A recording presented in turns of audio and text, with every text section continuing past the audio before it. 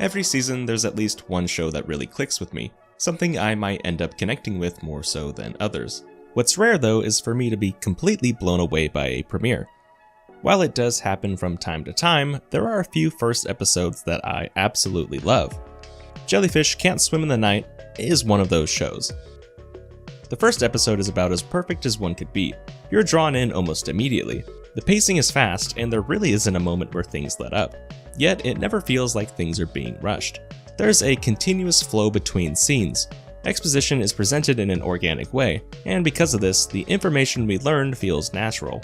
For example, our lead character Yoru is introduced early on. It's established that she wants to be an artist, but struggles with herself over past events. This discouragement has since pushed her away from continuing her passion, leaving her lacking any real goal. Eventually though, she meets Kano, a girl who happens to be a fan of the mural she once made years ago. Kano shares many similarities with Yoru. While Yoru's interest is art, Kano's is singing. Both have a desire to express themselves, but are affected by problems stemming from their past. Unlike Yoru, however, Kano hasn't given up because of it. She's continuing to strive towards her goal. Caught up by her determination, Yoru finally confronts her problems and decides to begin trying again. Originally inspired by Yoru's art, Kano inspires Yoru with hers. Both will now push each other to move forward. In the span of just 24 minutes, Jellyfish is able to present two characters' backstories, give you an idea of their personalities, what it is that motivates their actions, and even completes part of their arcs, all by the end of the first episode. This is sharp writing, not wasting time on anything that wouldn't surface the story or characters. Ultimately though, I think a lot of this can successfully be attributed to excellent direction. Ryohei Takashita is showcasing a confidence that only a seasoned director with a pristine history could. Well, that's interesting. In all seriousness, that continuous flow that I mentioned earlier works so well because of how seamlessly Takashita weaves together themes and ideas with visuals. There's something almost cinematic about it all. The transitions, how shots are framed, and the sweeping camera angles. Jellyfish doesn't look like a standard TV production. Animation studio Doga Kobo has produced quality shows in the past, but the visuals on display here are still impressive even by those standards. There's a lot of care and attention placed on how characters move. While their expressive faces work perfectly in conveying their emotions, it's the more subtle movements that give us a glimpse of how they're truly feeling. Motion is fluid and there's an effort to keep things dynamic.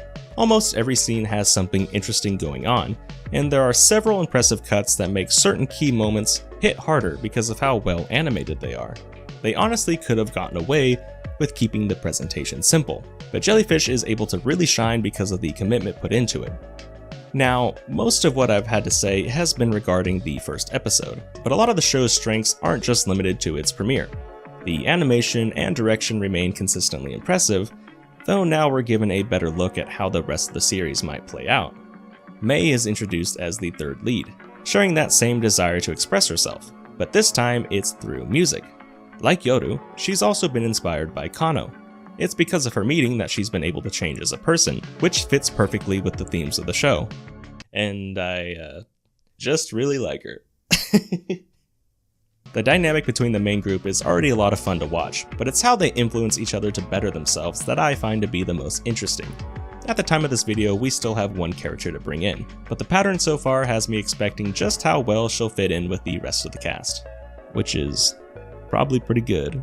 Jellyfish would be an easy recommendation based solely off its first episode, but episode 2 shows just how good the series actually is and how great it could end up being. If you haven't checked it out yet, give it a watch, especially if you enjoyed A Place Further Than the Universe. The character relationships feel very similar between the two, and both series have that same energy and excitement. If you like one, I think you'd probably enjoy the other.